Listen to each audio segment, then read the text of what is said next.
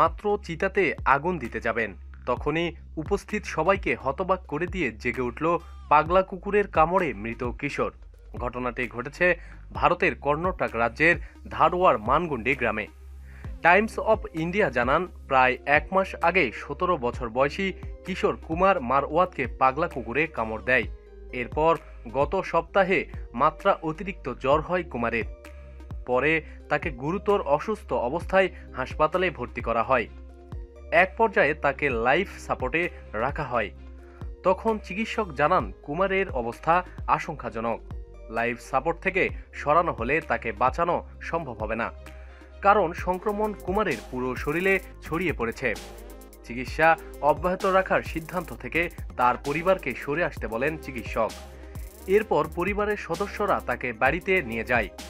কুমারের দুলাভাই শরণাপন্ন নায়িকার বলেন, তার নড়াচড়া ও শ্বাস বন্ধ হয়ে যাওয়া দেখে আত্মীয় স্বজনরা ধরে নেন কুমার মারা গেছে।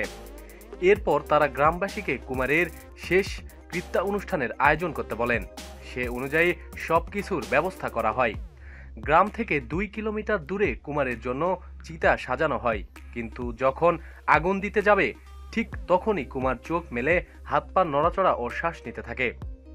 এরপর দ্রুত তাকে গোকুল রোডের একটি হাসপাতালে ভর্তি করা হয়। হাসপাতালের চিকিৎসক ডক্টর মহেশ নীলকান্ত বরণ বলেন, কুমারের জন্য কৃত্রিম শ্বাস প্রশ্বাসের ব্যবস্থা করা হয়েছে। কুমারের বাবা মা নিনগাপ্পা ও মঞ্জুলা দিনমজুর। তারা বলেন, পরিবারকে সহায়তা করতে 9ম শ্রেণীতে থাকা অবস্থায় কুমার স্কুলে যাওয়া বন্ধ করে দিয়েছে। সে নির্মাণ শ্রমিক হিসাবে কাজ করত। তার বড় ভাই শারীরিক প্রতিবন্ধী, তার চিকিৎসার জন্য সহায়তা দরকার। প্রতিদিন সব খবরাখবরের জন্য সাথেই থাকুন এবং সাবস্ক্রাইব করুন। ধন্যবাদ।